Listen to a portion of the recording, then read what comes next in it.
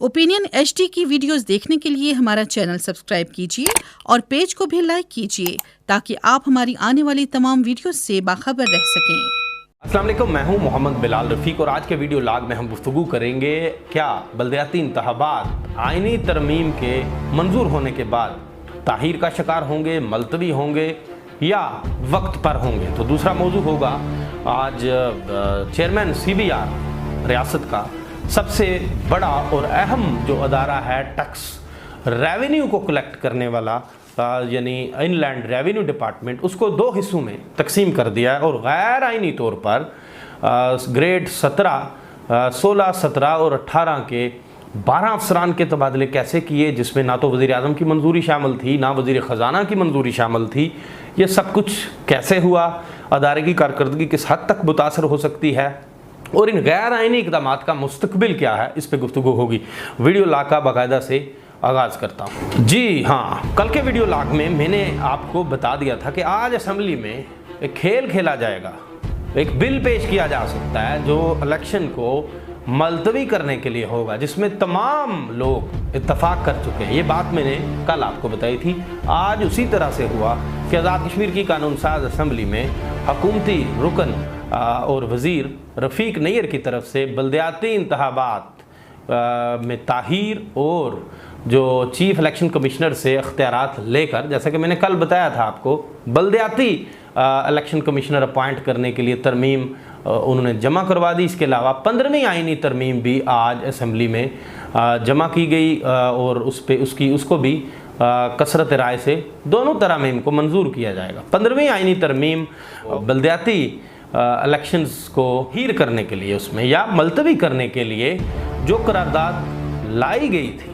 एजेंडे में ये शामिल नहीं थी। बड़ी हैरान कुन बात है, जो आज का असम्बली इजलास का एजेंडा था या जो बजट इजलास में टेबल कापियाँ फराम की जाती हैं एजेंडे की, उसमें जो दोनों तरमीम का तज़किरा नहीं था। एक हुकूमती रुकन हैं जो वज़ीर भी हैं, सरदार मोहम्मद हुसैन, उन्होंने इस जो बल्दियाती इंतखाबात की ताहीर के मामले पे इस तरमीम की मुखालफत की है और इसे PTI के ख़िलाफ़ एक साजिश करार दिया। जबकि दूसरी जानब जम्मू कश्मीर पीपल्स पार्टी के रुकन असम्बली सरदार हसन इब्राहिम, जिनका ताल्लुक़ अपोजिशन से है, वो वाहिद अपोजिशन रुकन हैं जिन्होंने इस तरमीम की सख्त मुखालफत की और उन्होंने ये कहा कि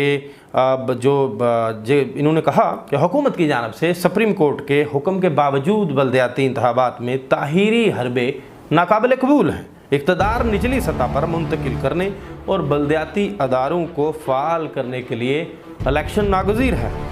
आपको ये भी बताता चलूँ, हैरान कुन बात ये भी है कि एक तरफ तो एजेंडे में ये चीज़ें शामिल नहीं थी, तो दूसरी तरफ सुप्रीम कोर्ट के अहकामात की रोशनी में जब इलेक्शन कमीशन आज़ाद जम्मू कश्मीर ने बल्दियाती इंतखाबात के लिए तमाम तर इंतज़ामात को मुकम्मल कर लिया, प्रिंटिंग के लिए 2 करोड़ रुपया हुकूमत पाकिस्तान को भिजवा दिया, इसी तरह फोर्स की तश्कील के लिए खतूत लिखे जा चुके थे, ROs की तैनातियाँ हो गई थी, वोटर फहरिस्तें मरतब हो गई और साथ ही साथ शेड्यूल का हतमी ऐलान हो गया। उसके बाद तमाम पॉलिटिकल पार्टीज़ एक पेज पे आ गई और उन्होंने प्लान करना शुरू कर दिया कि कैसे इन इंतखाबात को डिले करवाया जाए। चूँकि 31 साल बाद अगर ये कहीं सुप्रीम कोर्ट के हुक्म की रोशनी में इतना अहम और बुनियादी जमहूरियत का जो मामला अपने सफ़र को मुकम्मल करने के करीब था, तो इसको उस पर कट लगा दिया गया और ये पूरी प्लानिंग के साथ लगाया गया, जिसमें तमाम जमातें एक पेज पे हैं। सिर्फ JKPP ने मुखालफत की है और एक रुकन असम्बली, जैसा कि मैंने पहले जिक्र किया, सरदार मोहम्मद हुसैन, उन्होंने इस करारदाद की मुखालफत की। जबकि बल्दियाती इंतखाबात को ताहीर और मुलतवी करने के लिए मुस्लिम लीग नून के जो सदर हैं शाह गुलाम कादर, अपोजिशन लीडर मोहम्मद लतीफ़ अकबर और जो साबिक़ वज़ीर आज़म है राजा फ़ारूक हैदर ख़ान, उन्होंने भी इस करारदाद की हमायत की है। अब ये करारदाद इस पे आगे क्या होगा, अभी तक करारदाद मंजूर नहीं हुई। सोशल मीडिया पे मैं देख रहा था कि खासे लोग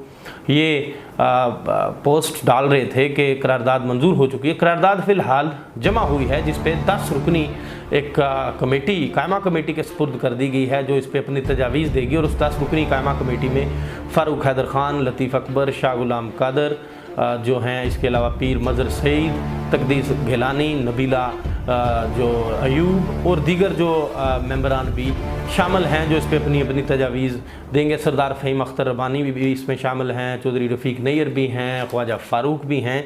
ये कमेटी अब इस पर अपनी तजावीज़ जो पहले से तयशुदा होंगी वो दे के इसको मंजूर करवा लेंगे। आखिर ये आप अंदाज़ा लगा लीजिए, 2.25 अरब रुपये का जो बजट है वो 27 लाख की तकरीबन आबादी के लिए रखा गया है, और ये 2.25 अरब का बजट चंद दर्जन लोग हैं जो, बल्कि 3 दर्जन कह लीजिए, 3 दर्जन से थोड़े से ज़ायद लोग ये बजट वो अपने हाथ में रखना चाहते हैं। जो डेवलपमेंट का बजट है, दीगर जो काम काज हैं, तो ये कैसे मुमकिन है कि 3 दहाइयों से जिस सियासी क्लब को ये आदत पड़ी हो कि वो हल्कों में हफ्तों बाद जाया करें, लोग उनका हार हाथों में उठा के इस्तकबाल करते हों, तो वो इस चीज़ को कैसे बर्दाश्त कर सकते हैं कि नए लोग सिस्टम के अंदर आ जाएं और वो आइंदा जो इलेक्शन होगा फिर वो उनके ताबे हो जाएं, उनके मरहून मिन्नत हो जाएं। चूँकि लोकल जो काम हैं वो तो कौंसलर्स ने, मेयर्स ने, या जो डिस्ट्रिक्ट कौंसिल के मेंबरान होंगे, चेयरमैन डिस्ट्रिक्ट कौंसिल्स होंगे, उन्होंने लोगों के साथ राब्ते में आ जाना। जो निज़ाम है इक़्तिदार का वो निचली सतह पे मुंतकिल हो जाना था। तो ये कैसे मुमकिन है कि इतनी जल्दी से आपको इतनी आज़ादी मिल जाए? इसके लिए जद्दोजहद करनी पड़ेगी।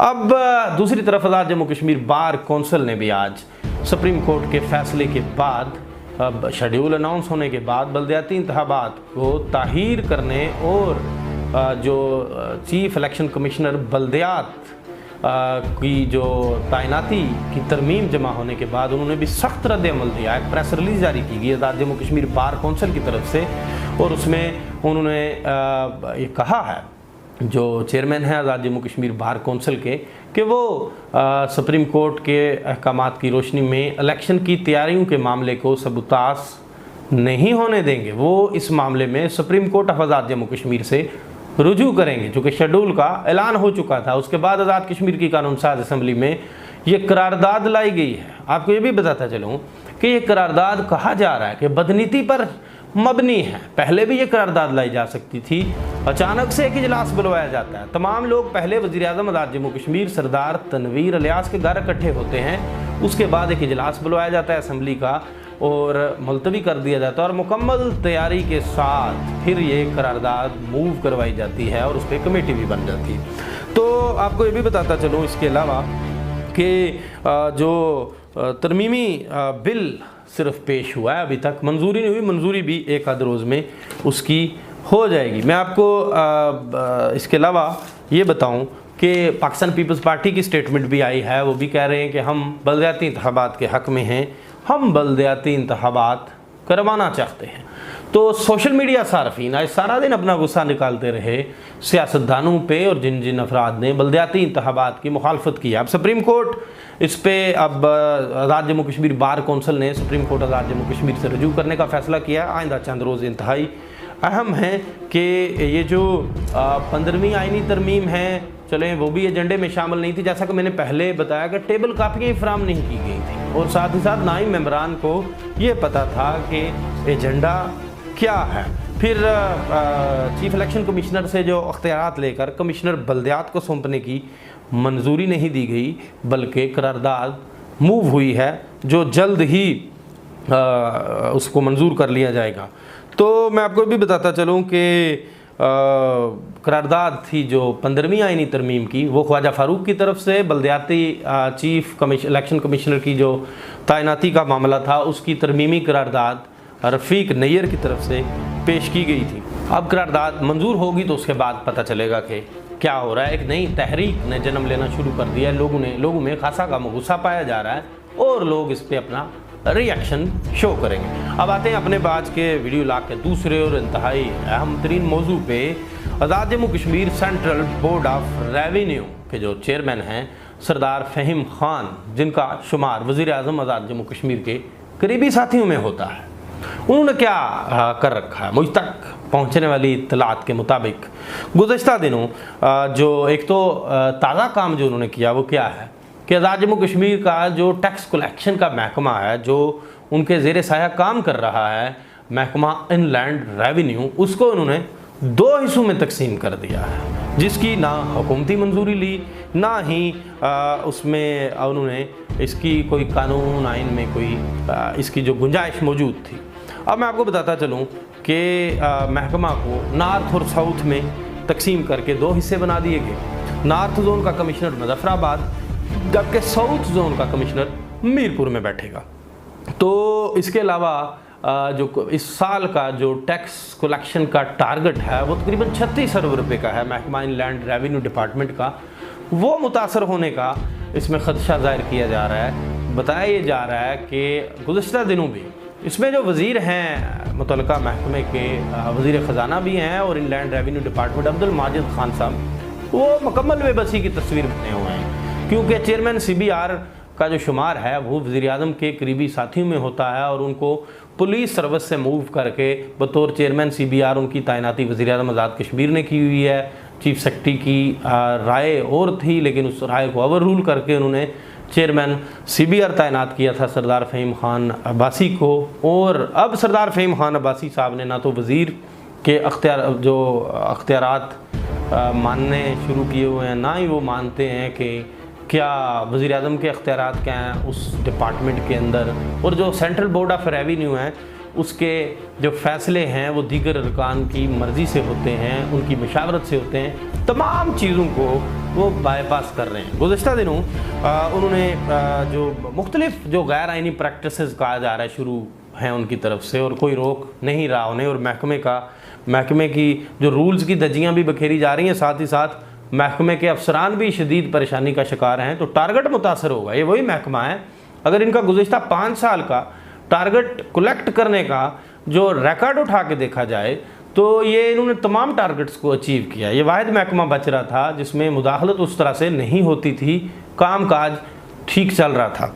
तो अब आपको बताता चलूँ कि गुज़श्ता दिनों पहले तो चेयरमैन CBR जो सरदार फ़हीम ख़ान अब्बासी हैं, उन्होंने एक गैर आइनी प्रैक्टिस करते हुए वज़ीर आज़म, वज़ीर इनलैंड रेवेन्यू और CBR बोर्ड की मशावरत के बगैर गैर आइनी तरीके से ग्रेड 16 था 18 के 12 अफसरान के तबादलाजात कर दिए, जबकि जो ग्रेड 18 के 2 अफसरान को ग्रेड 19 के एडिशनल चार्ज सौंप दिए, जिनको वज़ीर हैं जो आप स्क्रीन पे देख सकते हैं, वज़ीर अब्दुल माजिद खान ने एक नोटिफिकेशन के ज़रिए खिलाफ क़वायद करार देकर उन तबादलाजात से विड्रा कर लिया।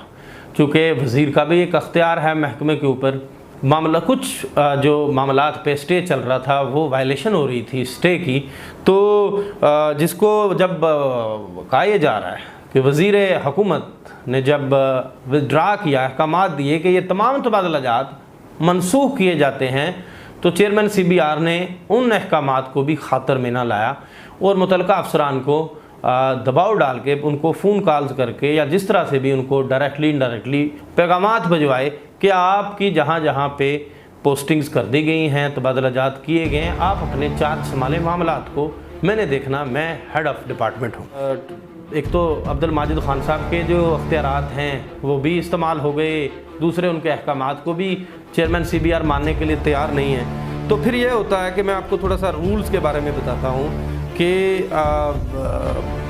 बिज़नेस रूल्स के तहत ग्रेड 17 और 18 के अफसरान के तबादलाजात का अख्तियार वज़ीर इनलैंड रेवेन्यू के पास होता है, यानी इस वक्त अब्दुल माजिद खान साहब के पास है, जिनसे कोई मशावरत नहीं की जा रही है। ग्रेड 19 और 20 के अफसरान के तबादलाजात का अख्तियार वज़ीर आज़म आज़ाद जम्मू कश्मीर के पास होता है, उनकी भी कोई मंजूरी नहीं। जबकि CBR एक्ट के मुताबिक चेयरमैन CBR को तबादलाजात के लिए CBR बोर्ड के अरकान, जिनमें वज़ीर ख़जाना, वज़ीर कानून, member board of revenue, secretary inland revenue, secretary CBR और कमिश्नर की राय लेना ज़रूरी होती है।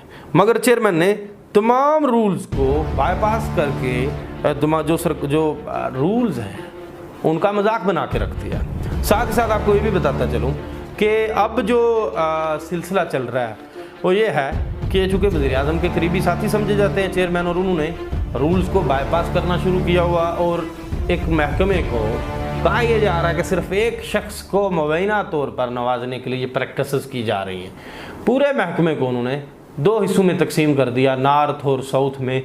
मुख्तलिफ जो अफसरान हैं ग्रेड 19 के, उनकी दीगर अजला में तैनातियाँ कर दी, जहाँ पे पहले से डिप्टी कमिश्नर्स और असिस्टेंट कमिश्नर होते हैं जो महकमा इनलैंड रेवेन्यू के, वो परफॉर्म कर रहे हैं, वो अपनी खिदमत सर अंजाम दे रहे हैं और वहाँ पे वही दफातर हैं जो पहले से मौजूद हैं। अब जो एडिशनल कमिश्नर लेवल के जो अफसरान हैं उनको तैनात किया गया है, उनके तबादला जात कर दिए गए हैं बदू मंजूरी। ना तो फाइनेंस की मंजूरी है इसमें, ना बोर्ड ऑफ जो CBR का बोर्ड है उस अरकान की मंजूरी, ना वज़ीर आज़म की मंजूरी, ना वज़ीर ख़जाना और इनलैंड रेवेन्यू की मंजूरी, सिर्फ हुक्म है तो चेयरमैन CBR का। आइंदा आने वाले दिनों में ये मामलात भी खासे गंभीर होते जा रहे हैं, चूँकि एक बड़ा रेवेन्यू इकट्ठा करने वाला महकमा इस वक्त उसमें एक अजीब व गरीब प्रैक्टिस शुरू हो चुकी है। ये कहीं इस कारकर्दगी को मुतासर न कर दे। आज़ाद कश्मीर की ताजर बरादरी ने इस एक्ट को उन्होंने भी इस मुस्तरद किया और इसको कहा, चूँकि इससे ताजर बरादरी जो टैक्स देती है, जो संतू के मालकान हैं या जो बड़े बिज़नेस के मराकज़ के जो मालकान हैं, जो लोग रियासत को टैक्स रेवेन्यू की शक्ल में सालाना अरबों रुपए देते हैं, उनके लिए भी मुश्किलात पैदा हो सकती हैं। वज़ीर-ए-आज़म आज़ाद जम्मू कश्मीर सरदार तनवीर इलियास खान को इस अहम महकमे के साथ जारी छेड़छाड़ पे खुद भी सोचना होगा, कहीं रियासत का जो मतलूबा टारगेट है माली साल 22-23 के लिए वो मुतासर ना हो जाए, महकमे की कारकर्दगी मुतासर ना हो जाए। इसी के साथ मुझे नए वीडियो लाने तक के लिए दीजिए इजाज़त। अल्लाह।